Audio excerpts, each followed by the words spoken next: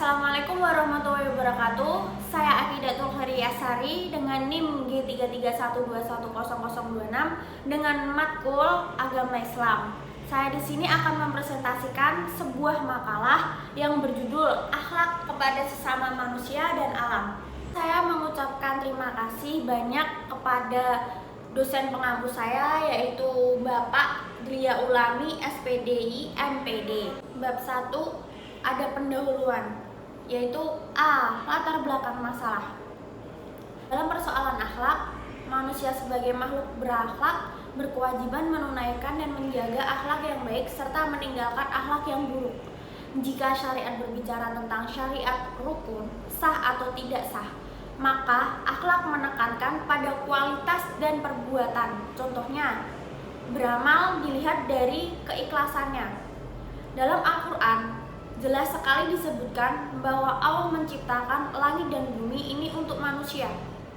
Manusia diberi hak untuk mengelola alam ini, mengonsumsi yang dibutuhkan, tetapi di tangan manusia pula diletakkan tanggung jawab pemeliharaan kelestarian alam. Oleh karena itu, manusia sewenang-wenang terhadap alam. B. Rumusan masalah. 1. Mengapa kemuliaan manusia terletak pada akhlaknya? 2. Apa hubungan manusia dengan alam? C. Tujuan. Berdasarkan rumusan masalah di atas, penelitian ini bertujuan untuk: pertama, untuk mendeskripsikan kedudukan akhlak pada manusia. Kedua, untuk menjelaskan hubungan manusia dengan alam. D. Manfaat. Yang pertama, dapat mengetahui dan memahami definisi akhlak manusia secara umum. Yang kedua, dapat mengetahui dan memahami hubungan manusia dengan alam. Kedua, dengan pembahasan. 1. Tinjauan tentang akhlak sosial. Pengertian akhlak sosial. Istilah akhlak sudah sering kita dengar dalam kehidupan sehari-hari. Bicara tentang akhlak, sering juga dikaitkan dengan suatu tingkah laku manusia. Akhlak secara bahasa berasal dari bahasa Arab, yaitu jamak, dari kata khulun yang secara linguistik mempunyai arti budi pekerti. Dalam bahasa Yunani, pengertian khuluk disamakan dengan kata etikos yang mempunyai arti adab, kebiasaan, perasaan batin, kecenderungan hati untuk melakukan perbuatan. Sedangkan sosial berasal dari bahasa Latin, yaitu societas, yang mempunyai arti masyarakat. Sosial merupakan hubungan antar manusia satu dengan yang lainnya dan tidak dapat dipisahkan. Yang kedua, hubungan manusia dengan alam. Alam ialah segala sesuatu yang ada di langit dan di bumi beserta isinya. Allah melalui Al-Quran mewajibkan kepada manusia untuk mengenal alam semesta beserta isinya. Ada kewajiban manusia untuk berakhlak kepada alam sekitarnya. Yang pertama, bahwa manusia hidup dan mati berada di alam, yaitu bumi. Yang kedua, bahwa alam merupakan salah satu hal pokok yang dibicarakan oleh Al-Quran. Yang ketiga, bahwa Allah memerintahkan kepada manusia untuk menjaga pelestarian alam yang bersifat umum dan yang khusus. Yang keempat, bahwa Allah memerintahkan kepada manusia untuk mengambil manfaat yang sebesar-besarnya dari alam agar kehidupannya menjadi makmur. Yang kelima, yang terakhir ini, manusia berkewajiban mewujudkan kemakmuran dan kebahagiaan di muka bumi. Dalam Quran Surat Al-Baqarah ayat 30 yang artinya, ingatlah ketika Tuhanmu berfirman kepada para malaikat, sesungguhnya aku hendak menjadikan seorang khalifah di muka bumi.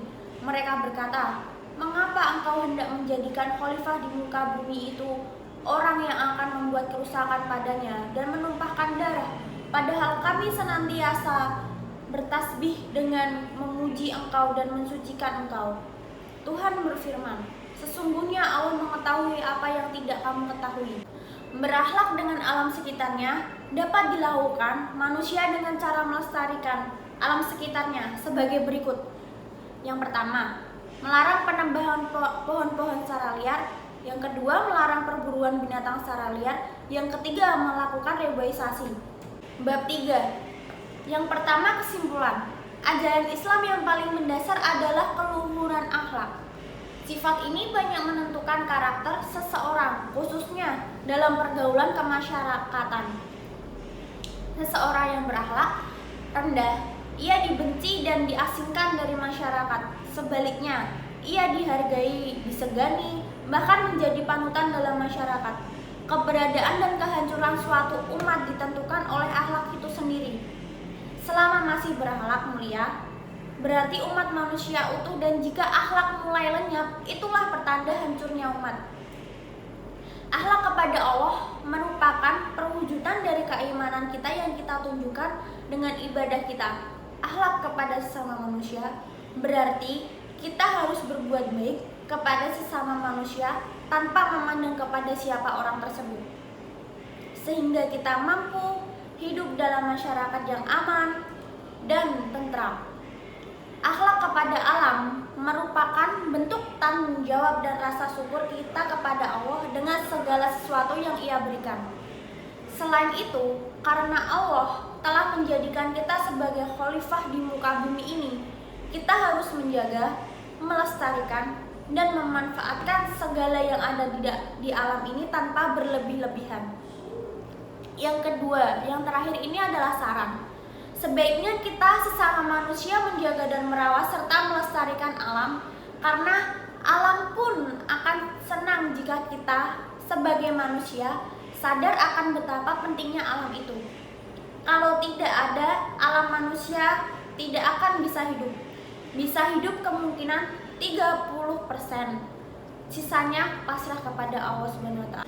Demikian presentasi yang saya sampaikan. Mohon maaf apabila ada kesalahan kata dan kekurangan, karena kesempurnaan hanyalah milik Allah. Terima kasih. Wassalamualaikum warahmatullahi wabarakatuh.